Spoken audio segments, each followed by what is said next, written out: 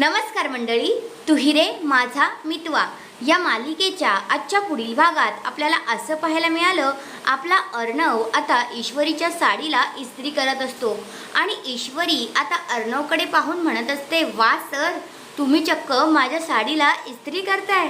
आणि मग अर्णव तर खुश होऊनच करत असतो.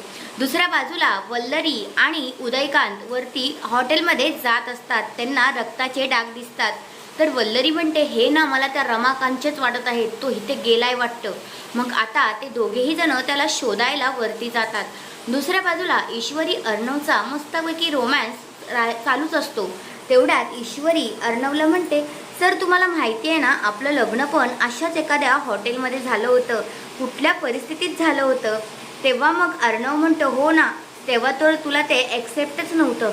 तर नंतर ईश्वरी म्हणते, हो तेव्हा जरा गलतफहमी होती ना, म्हणून ॲक्सेप्ट नव्हतं. नंतर मग मला आवडायला लागलं आणि आता माझं तुमच्यावर, अशी ती बोलणारच. तेवढ्यात अर्णव हसू लागतो. त्याला कळलेलं असतं ईश्वरीला नक्की काय म्हणायचं आहे.